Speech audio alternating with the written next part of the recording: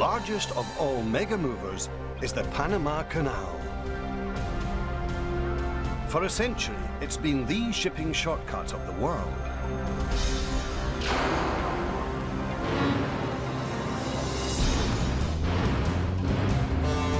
But this 19th century marvel has struggled to keep up with 21st century demand. There are now more ships than ever on the high seas, and if the canal can't push them through, they'll take their business elsewhere. It's make or break time for this mega mover, and it'll take an army of men and machines for it to keep up with the competition.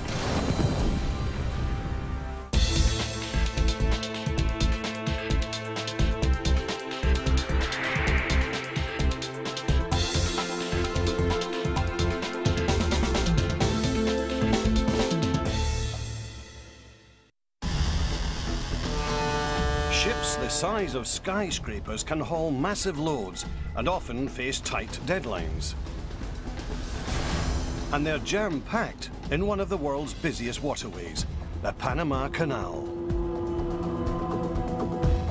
Nearly 200 million tons of goods, from food to electronics to fuel, cross this narrow waterway each year. Sliced through Central America, the canal links the Atlantic and Pacific Oceans. Instead of a 4-week trek around South America, it allows vessels to cut across in 10 hours. But that's not all. This engineering marvel also does something incredible. It lifts ships 25 meters up and over a mountain range. The man-made passage is a massive mega mover, powered by an ingenious lock system and a team of mighty machines. Stretching for 80 kilometers, it boosts ships nearly 8 stories up and across an entire country. 2 lanes, each made up of 3 narrow lock chambers, lift or lower ships on each side. In between the locks, vessels must tackle sprawling Gatun Lake and the snake-like Gaylord Cut. But the canal is more than a shortcut. It's also a business. And these ships are customers, paying up to $250,000 US for one-day transit. Now the aging canal is facing its biggest challenge in a century, keeping up with modern-day demand. The number of ships using it has skyrocketed from 1,000 a year in 1914 to 14,000 today. Delays and congestion are common, so more and more ships are turning to the competition, the Suez Canal in Egypt. This wider, deeper waterway can handle more traffic and larger ships. If Panama wants to keep pace with its competitor, it'll have to push through more ships than ever before. 2 giant vessels are speeding towards it from opposite directions, and both will push the canal's machines to their limits. The southbound container ship, the Maersk, is heading from the east coast of the United States to the Far East, and she's anxious to be on her way. Stretching 300 meters long and 30 across, she's classified as a Panamax, the largest ship the canal can handle.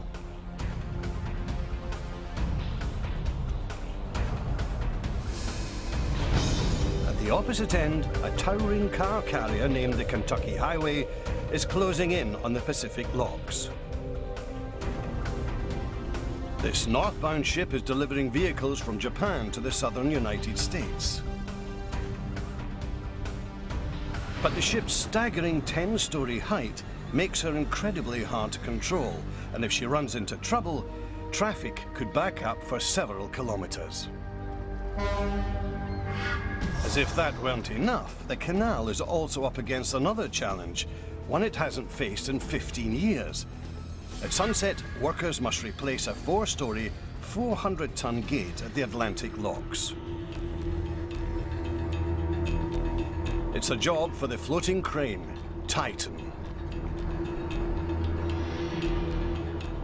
But to install the gate, Titan will have to block an entire lane, cutting traffic flow in half. The canal can't spare more than 4 hours for the operation. But workers can't turn their attention to the gate just yet. The Metty Maersk is heading straight for them, barreling down on the Atlantic locks. With containers stacked 6 high and 13 wide, she weighs 56,000 tons. She's a monster, even for the canal's champion powerlifter, the Triple Locks. Each of the 3 lock chambers stretches 300 meters, nearly long enough for the Eiffel Tower to lie flat. Some locks are so high that 6 lorries could sit on top of each other, and a single chamber can pack in nearly 3,000 buses.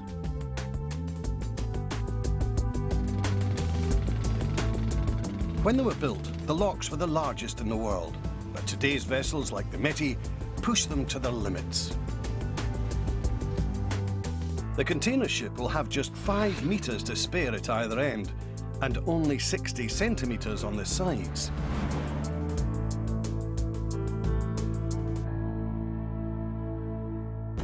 She can't make it through alone because she'd risk hitting the lock walls and crumpling her hull, or slamming into the gates, causing costly damage. So the canal calls in a team of men and machines to position the Metty perfectly. At 6 a.m, the canal's elite pilots take the helm. They have to train for 8 years before they can navigate this tricky waterway. Captain, how are you? Welcome to the Panama Canal. Captain Eric Christensen has successfully steered this container ship 16,000 kilometers from Hong Kong. Chief mate. But even the most experienced captain must relinquish control here. Okay, Roger. The Metty is too big for just one pilot. She needs 3. Stationed on the wing, bridge and bow, the pilots can't take their eyes off any part of her even for a second. Raoul Foyer is the bow pilot. We're trying to drive steel ships into concrete boxes, and inherently that's dangerous right there. It's time to rein her in. 2 rowers attach the ship to the approach wall. The canal needs raw strength to pull the Metty in. And these are the mighty mules that do the job. They may look small next to the ship, but they pack a powerful punch. Each one can pull 35 tons.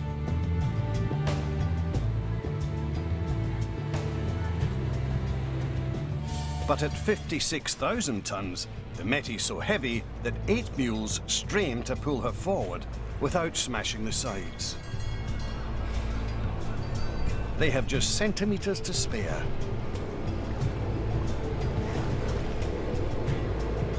The bow pilot orders the mules to tighten or loosen their cables to control the ship's speed.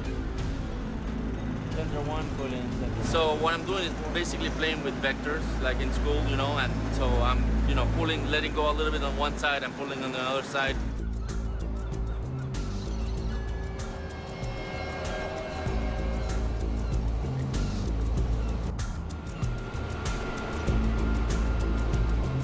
Finally, she's in. It's time for the locks to show their strength. Down below, the lock floor erupts.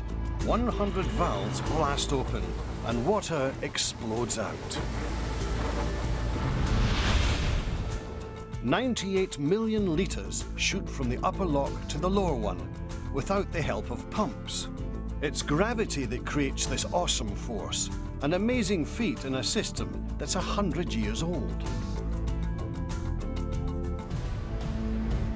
After one more boost, the Métis clears the first hurdle. Our pilots can relax for a moment. But trouble is looming 80 kilometers away. The canal is about to take on the northbound car carrier, the Kentucky Highway, a ship even trickier than the Métis Maersk. The canal's machines must perform perfectly or they'll lose control of her. And this backed-up waterway can't afford any accidents. The Kentucky Highway speeds towards the Panama Canal's Pacific locks, set to enter early the next morning. Packed with expensive new automobiles, she's paid canal authorities nearly $200,000 US, and she's a top priority. Her crew is depending on the canal pilots to keep their precious cargo safe. But the Kentucky Highway has just 72 hours to get these goods to the east coast of the United States. Luckily, this car carrier is more than a mega ship. She's also a speed demon. Because her cargo is lightweight, she sits high in the water. That means less underwater resistance and a lot more speed. But being lightweight and tall creates two major flaws.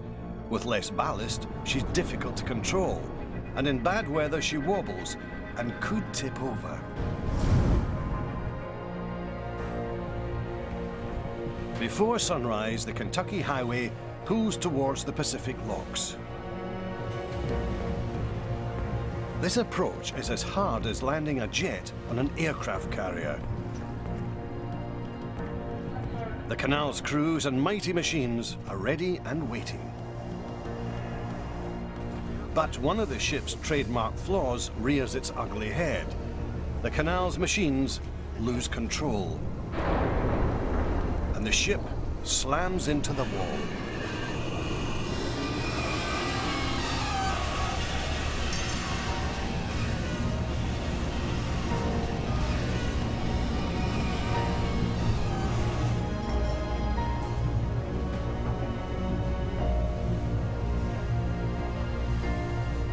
Fortunately, she's not seriously damaged. But the pilots can't dwell on the collision. With ships lined up behind them, they have to steer the Kentucky Highway through the narrow locks. The ship has to pass through 3 lock chambers. The first is at sea level, but the canal's waters are 25 meters above sea level. As the sun rises, the locks unleash a torrent of water, performing another weightlifting feat. The ship shoots up nearly 3 stories in 8 minutes. When the water levels are equal, the front gates open, and the Kentucky Highway teeters forward. Then the whole process repeats. 2 locks down, 1 to go.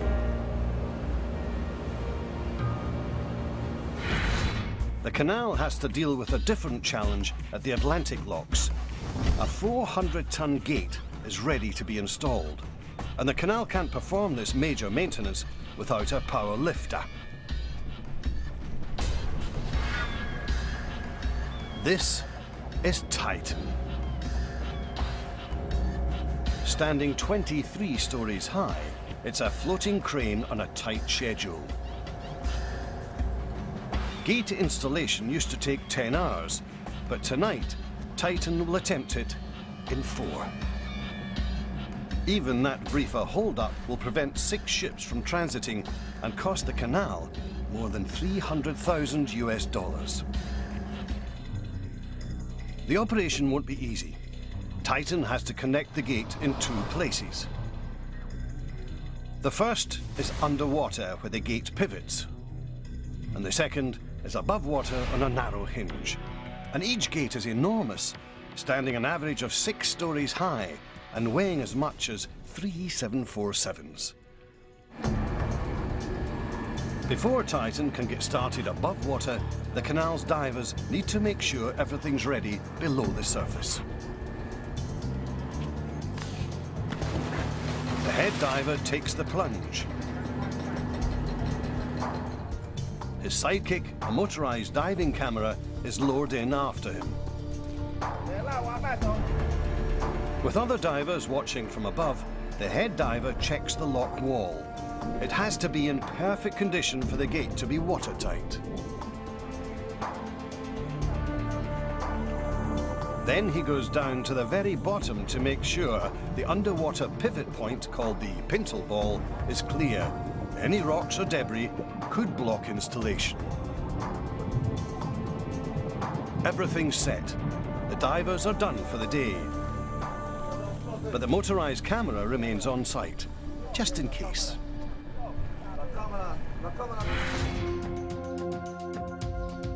"80 kilometers away, on the Pacific side of the canal, the Kentucky Highway is in the final lock chamber and preparing to exit. Mules no longer control the ship, and in these narrow confines, the risk of collision is high.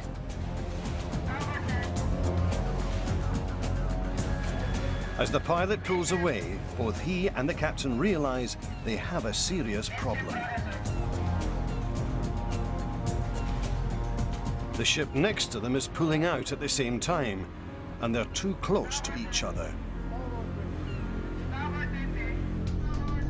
Suction pulls both of them backwards. Should they collide, the Kentucky's hull could be sliced open and the ship could sink. The ships displace enough water to fill 12 Olympic-sized swimming pools. And they leave a sort of footprint in their wake. When the ships accelerate, water rushes into these footprints, creating backward suction that can overpower forward-thrusting engines. The bow of the other ship is now on a crash course with the Kentucky Highway's stern.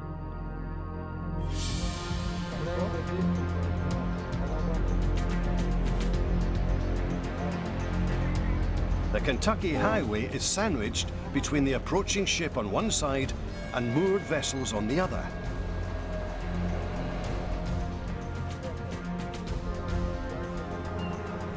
And to make matters worse, tugs are on the outside of both ships and in no position to help.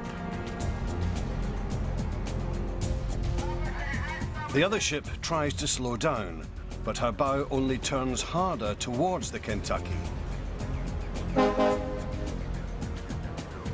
The Kentucky's pilot gives the order to thrust forwards.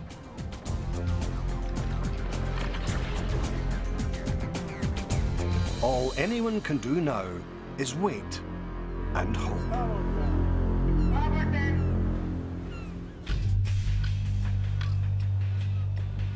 There's only one place in the entire Panama Canal where giant ships meet head-to-head: Gatun Lake. The container ship, the Métis Maersk, has just entered it. This is the only stretch wide enough for two-way traffic.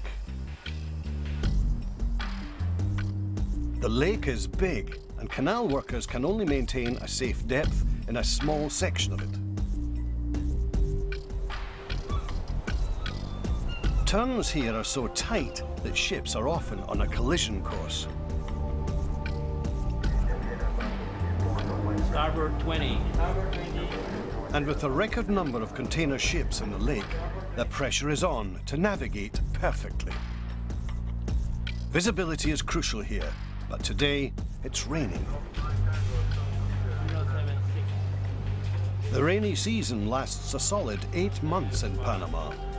And along with torrential downpours, it can also bring dense fog, a pilot's worst nightmare.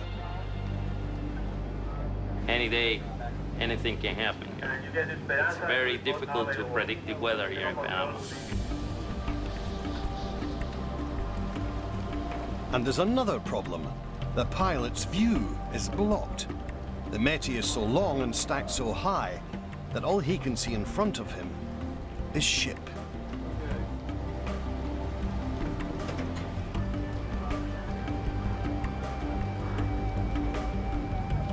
he uses buoys in the lake to navigate.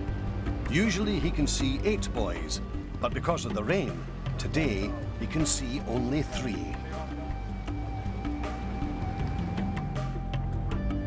When we cannot see the buoys, then we are in trouble. You don't feel like you know where you are, even with the radar. It's kind of scary. So the Panama Canal has equipped its navigators with high-tech tools.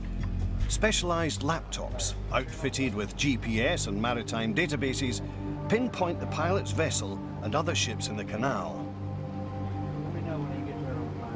Right now, his tools tell him that another vessel is dead ahead. In other waters, the crew would never navigate this close to another ship. The risk of collision would be too high. With the gap between the ships closing fast, the pilot must multitask at every moment. We have to be listening to the radio to see what's happening ahead. If the visibility is reducing or is increasing or if the times are changing, we have to be listening to the radio all the time and be aware of the weather. Midship, steady. Steady. What's your heading now? 126. 128. 128. He never knows when disaster could strike.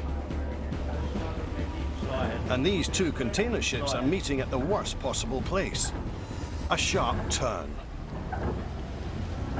East to 10. Midships. Midships. The pilot increases the Metis speed for better control and a faster turn.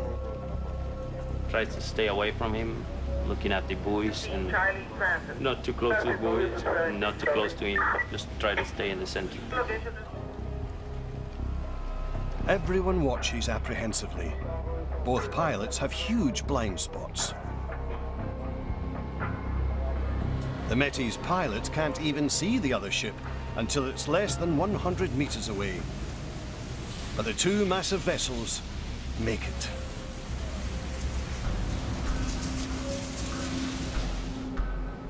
But the crew can't breathe a sigh of relief yet, because the rain is getting worse. I said that there is no visibility here in Gatun Reach, over. In zero visibility, ships need to stop completely. Even with GPS, navigation is impossible. Waiting for the weather to lift could take all night. The rain has already put the Métis Maersk and her goods behind schedule. The canal can't afford another delay. The Métis is a high-paying customer, and the canal has promised her passage by day's end. The pilot calls to a vessel ahead, hoping for good news. Yeah, okay, is that getting worse or improving over there?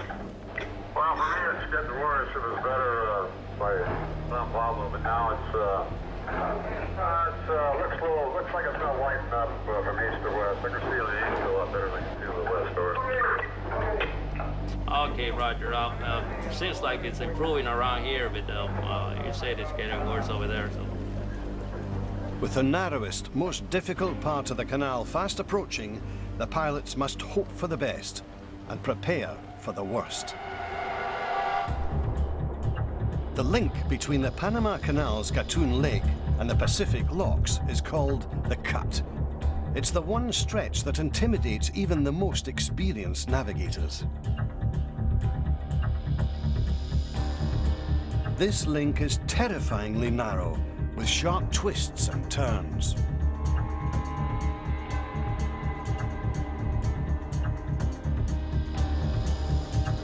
The sides and base are solid rock, and one wrong move could slice a ship's hull straight open. That's what happened to this bulk carrier in 2001.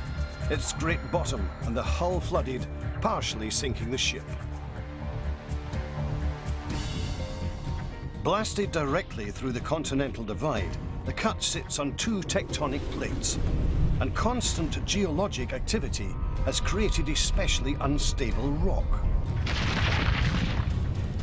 As a result, several 100 million tons of soil above ground tumble into the cut every year.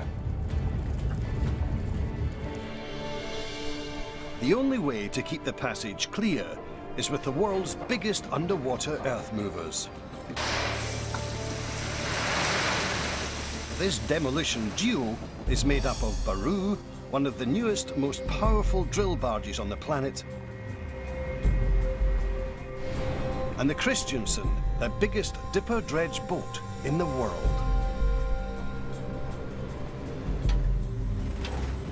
Together, they've moved more dirt than the original workers did to build the canal.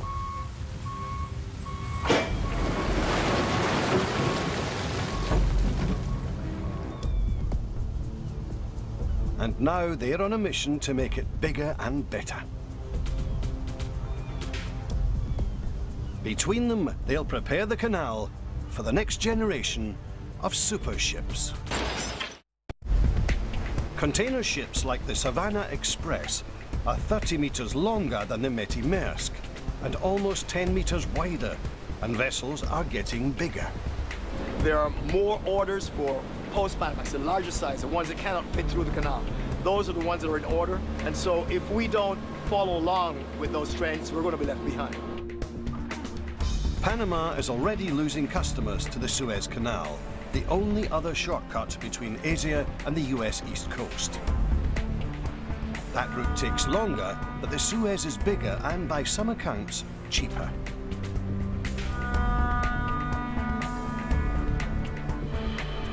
So the Panama Canal has unveiled its most ambitious plan since the waterway was built, a $5 billion expansion project.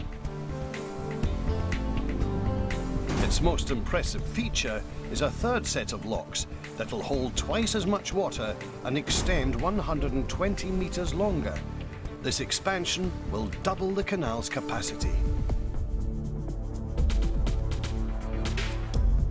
It means that the cut needs to get bigger too, and not just for future ships, but for today's giant fleet.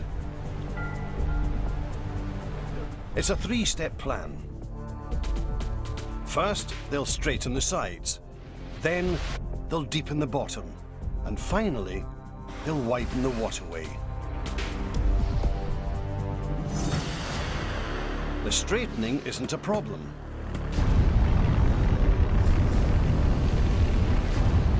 Land-based crews obliterate the cut sides with explosives.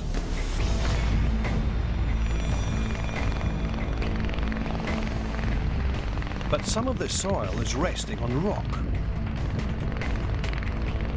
So for step 2, deepening, the canal needs its rock star, Baru. Just 3 months old, this high-tech drill barge is the pride of the Panama Canal. Its deck alone is bigger than 2 tennis courts. It stands 10 stories high, and its powerful drills can dive more than 25 meters.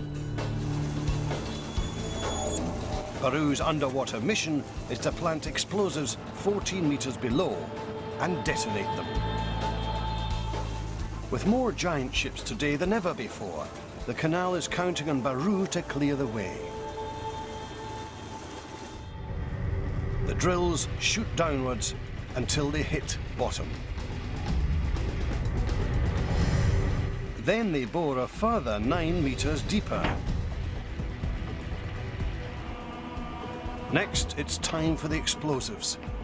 Each of these yellow tubes contains 3 kilograms of explosive, but workers need to pack more than 60 kilograms into the bar.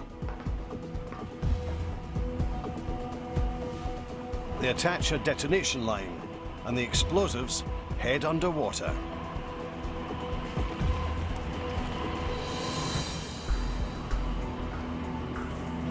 A styrofoam block marks each explosive hole. For today's massive blast, there are 40 holes packed with a total of 1,500 kilograms of explosive.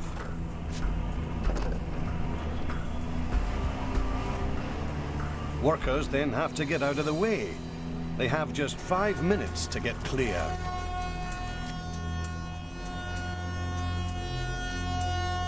They need to do the blast between transiting ships. If a boat is within 600 meters, it could be hit by flying rock. The countdown begins.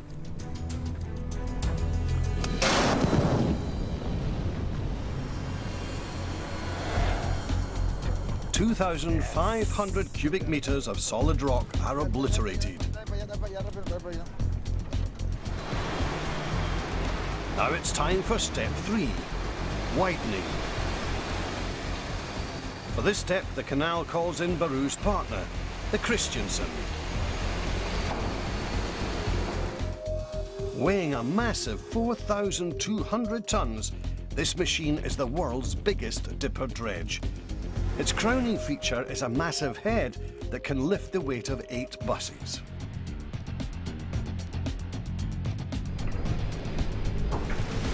It works non-stop to deepen the cut, continuing a century's worth of dredging.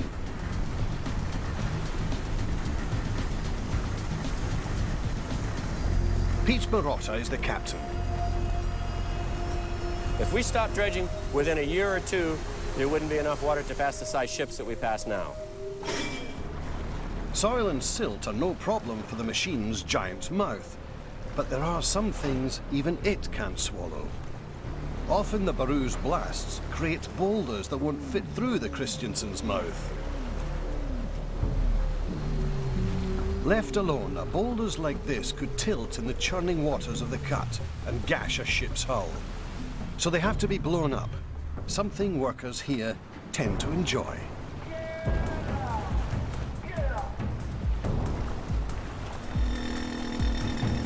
The claw holds the boulder steady and workers drill straight into its center.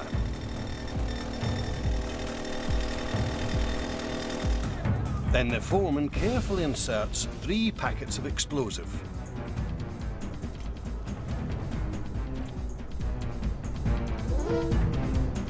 The boulder is lowered just below the water's surface for detonation.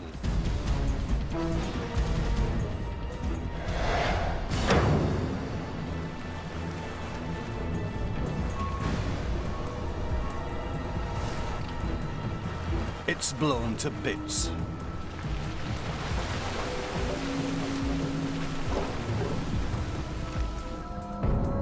The cut is ready for the Kentucky Highway. But back at the Pacific Locks, the Kentucky Highway isn't ready for the cut. The car carrier is on a collision course with another ship.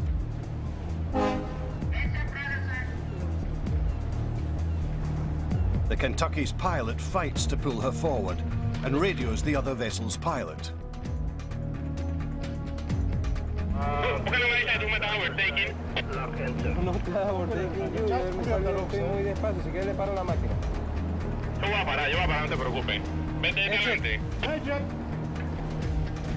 The other ship stops, and finally the Kentucky stern clears. But it was far too close for comfort.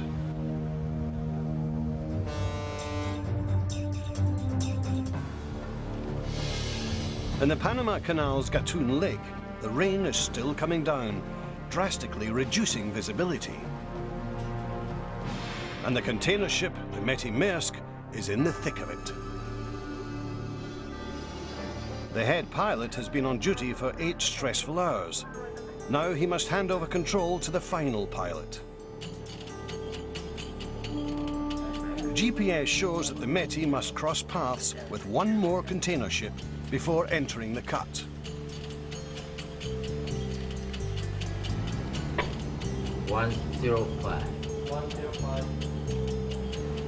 As the ship approaches, the pilot expertly navigates past it.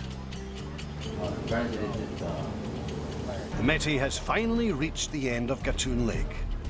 Next, it's the cut. But the bad weather has put her behind schedule. Even if things go perfectly, she may be stuck in the canal all night. And she can't power ahead yet because the Kentucky Highway is entering the cut on the opposite end. The car carrier has paid a premium to get through faster. But she's even harder to handle in the cut than she is in the locks. On sharp turns, the front looks perfectly stable, but the tail swings drastically and tilts. The Kentucky encounters her first hard turn. All the time you worry. You have to keep an eye, especially with these car carriers.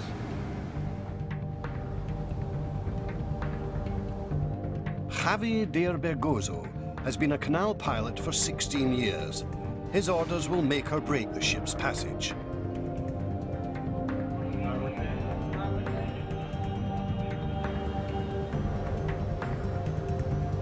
The ship is leaning hard behind the bridge, but the pilot doesn't look back. He needs to concentrate on the route ahead and rely on instinct to steer the stern. The Kentucky Highway clears the first turn, and then 3 more. At the end of the cut, she faces one final test. She has to squeeze past the demolition duo just 45 meters away. She sails past safely. This is where the cut ends and the lake begins. But half of the canal still lies ahead of this ship, and daylight is fading fast.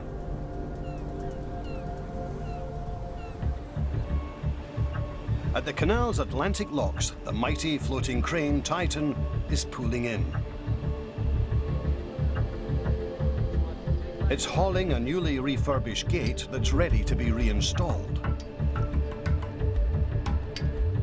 Titan's crew is up against a tight deadline. The canal needs them to clear the lane by midnight to avoid any further costly traffic backups. But the crew can't rush. Every step requires precision. One mistake and the gate could break during a ship's transit, bringing traffic to a standstill. Step 1 is sinking the gate.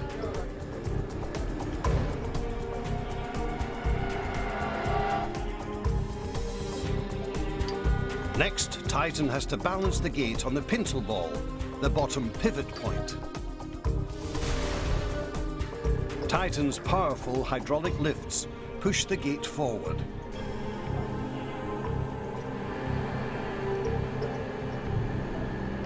The foreman could use underwater cameras to ensure the gate is in place, but gut instinct tells him that Titan got it right on the first try.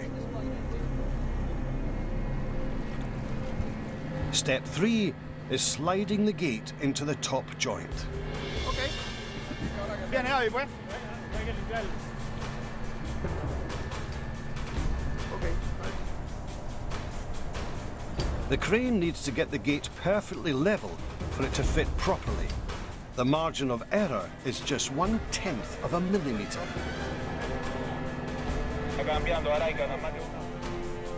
Leveling something this huge is no easy task. In the past, the crew has tried GPS, lasers and other state-of-the-art toys to assist them. But believe it or not, the most reliable tool they've found is a $2 level. The foreman checks and the gate looks good. He calls on Titan to move the gate in.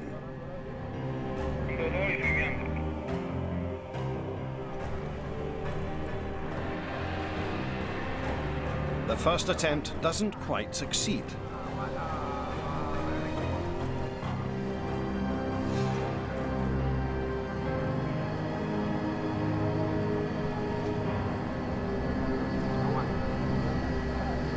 But the foreman thinks that Titan can jostle it into place, and he tries again.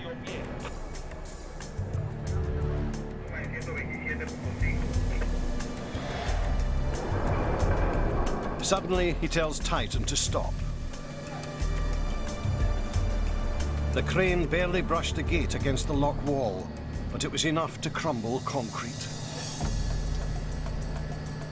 crew members begin to question whether the gate was sitting correctly to start with. Luckily, a diver is standing by, and the underwater camera gets in on the action.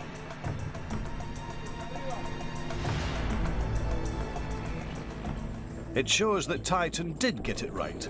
The gate is on the pintle ball. But there's also bad news.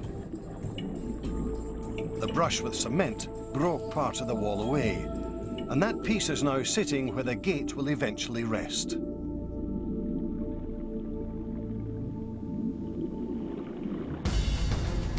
Right now, the foreman can't worry about that.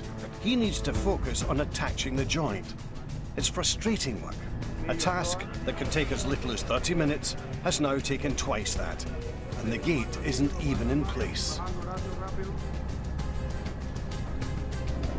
The workers are feeling the pressure, and ships are fast approaching. They say that Titan has never had this much trouble aligning a gate. The entire operation is behind schedule, and if Titan can't get this gate in on time, the backups will stretch into both oceans.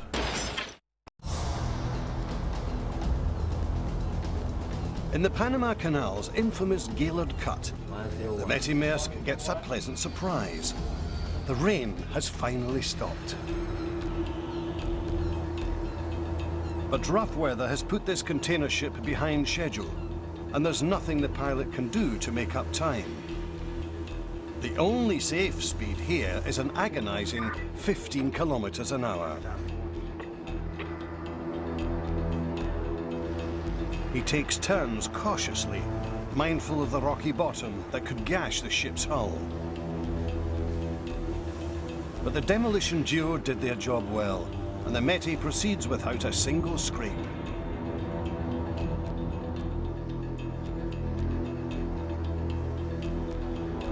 When she reaches the Centennial Bridge, the Metty Maersk has made it through the cut.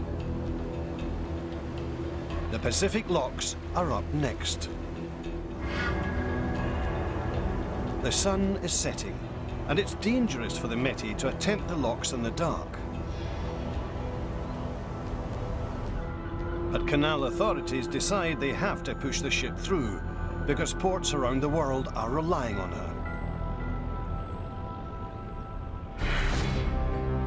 The sun has already set at the Atlantic locks as Titan and its crew struggle to install the massive gate. Their 4-hour deadline has come and gone. Ships are now just minutes away, and tonight's transits depend on them. The 23-story crane lines up the joint holes to insert a pin. Then, once they're aligned, it has to hold the gate perfectly still.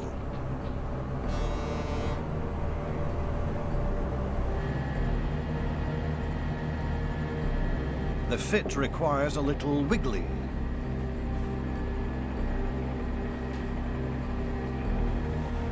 The pin goes in, part of the way. But these chalk marks need to line up, and they're off by almost 8 centimeters.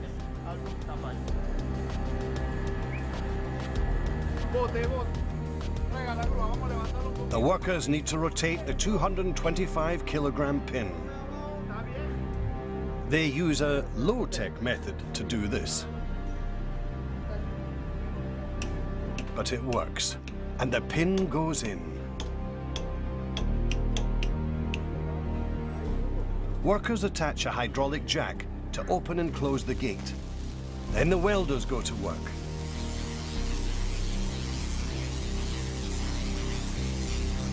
After a grueling 4.5 hours, the 400-ton gate is set. Now it's time to see if it can stand on its own.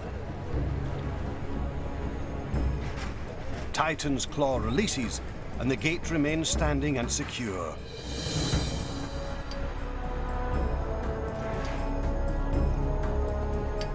But the million-dollar question is, does it work?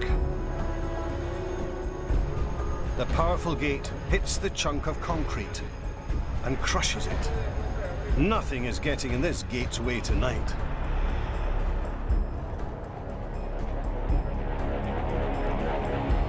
Titan takes a bow and exits.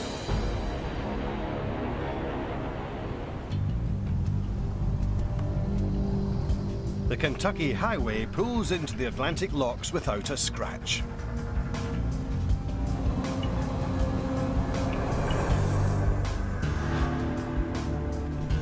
Two more steps down, through one final set of gates, and she's back in open water, heading towards her final destination.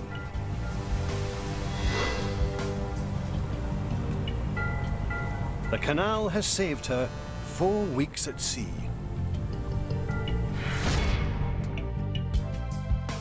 At the Pacific locks, the Métis makes her final exit, giving canal workers something big to celebrate. Their team of mega machines has pulled through nearly twice as many container ships as they ever have before. It's one for the record books, and 3 more success stories for a 19th century canal, working tirelessly to keep up with 21st century demands. Another fleet of mega ships will descend on her tomorrow, and when it does, the canal's team of mighty machines will be ready and waiting.